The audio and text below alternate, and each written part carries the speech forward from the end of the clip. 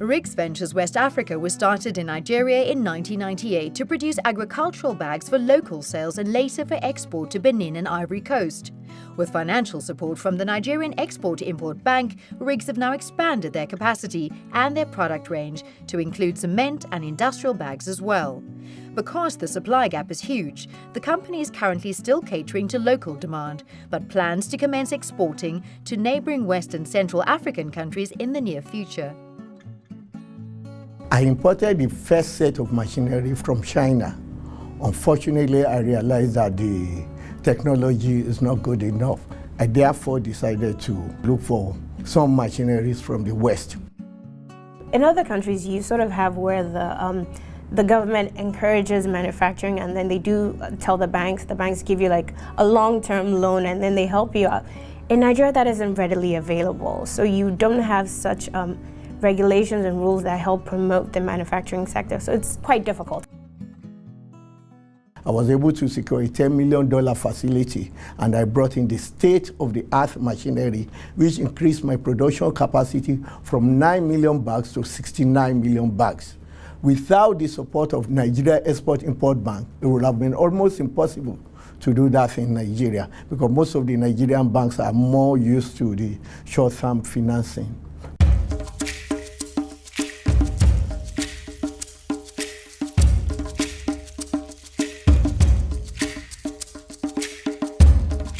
Nigerian Export-Import Bank is government trade policy bank that is mandated to help the government diversify its investments from oil to non-oil. So Nexim chose to concentrate in what we call the mass sectors of the Nigerian economy, namely these: manufacturing for export, agri-processing for export, solid minerals extraction for export, and provision of services. Riggs is actually a company that is devoted to production of polypropylene bags. I think the main challenge would be power, the issue of power in Nigeria. Power instability, so that the cost of actually producing your own power, like running generators, is astronomically high. For example, in my factory right now, the public power supply is the backup. The main power supply is from the generators, which are run at very, very huge cost. Apart from that, there is also the dearth of skilled manpower. When I say skilled manpower, we have a lot of people that are educated here, but they do not have the technological know-how. There is also the issue of multiple taxation, and lastly, the issue of sourcing funds.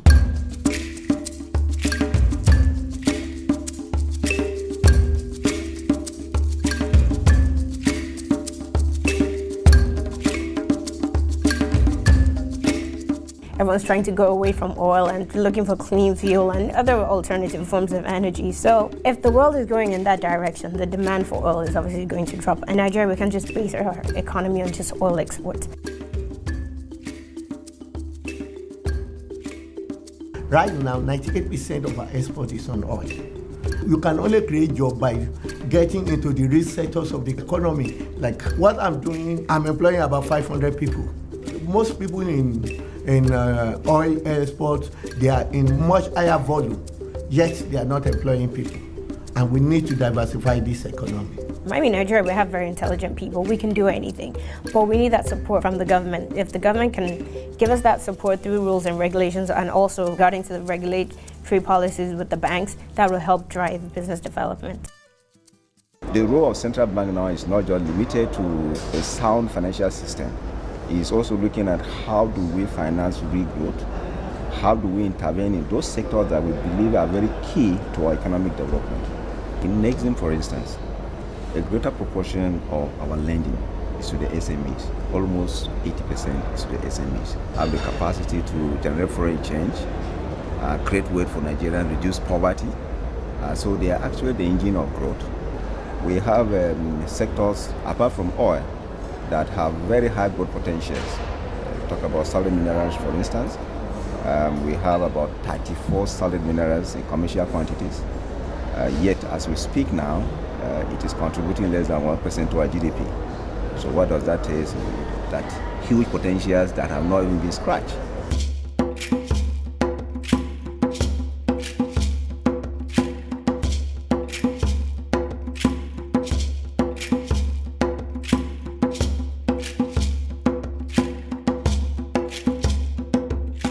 Starting from the quarry, by operating the quarry, we are involved in the dimension stone business, where we are processing granite into building finishes. Oil is not the only resource that we have in Nigeria. We have a lot of mineral resources, and granite is one of them, and it is in abundance in the country. It's difficult to secure funding, especially from the commercial banks, because of the tenure, which is very short, and then the interest rates are also very high. We have received Nexim facilities on several occasions. The tenure is longer, and also the interest rate is a single-digit interest rate. Nexim funded our expansion program, which involves a new block cutter, edge polishing machine, and the crane. And that has gone a long way in improving the quality of our products, in increasing our volume of production. Presently, we provide employment for almost 90 people, and many people are learning in the granite business, which is new in Nigeria. Most of our staff have gone on training even abroad, in Italy, in China, in Spain.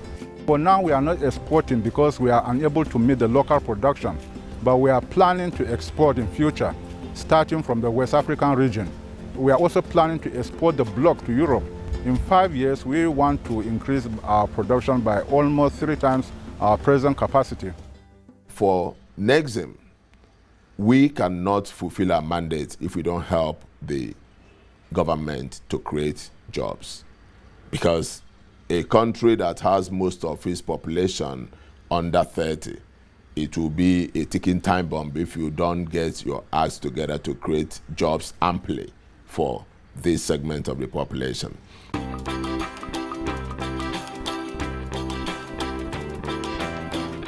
Beno Hotels is entirely owned by the state government.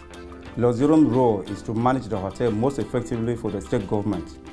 Nexim contributed around $400,000 to the renovation of the state-owned Benue hotels, which started in 2012. Once the facilities upgrade is complete, many local jobs will be created for unemployed youth, and these new staff members will attend hospitality training courses. The hotel will also facilitate domestic tourism and business travel, and will provide extensive benefit to the local economy. You know very well the number of staff, the number of workers that you require to run a hotel. Hotels are the anchor for tourists, for the tourist industry. And Luxurium is in Benue State, Makurdi, which is in North Central, and it's not too far away from Abuja. We have the challenges of non-availability of power supply, because companies have to rely entirely on their generator and the cost of diesel. And also, another challenge is that we don't have internet services in most of the hotels in the country. And then, most of the tourist attractions are not being developed. Government should encourage these industries to grow and not impose so many taxes on them. The commercial orientation is not the main reason we are in business. We are in business to build, to help grow the SMEs. And then they become very attractive to commercial banks if they still need to be taking facilities. Now, this is a revolving kind of scheme. We are trying to ensure that we are not just in business for today, but we are setting up very strong bridges for people to cross into the future.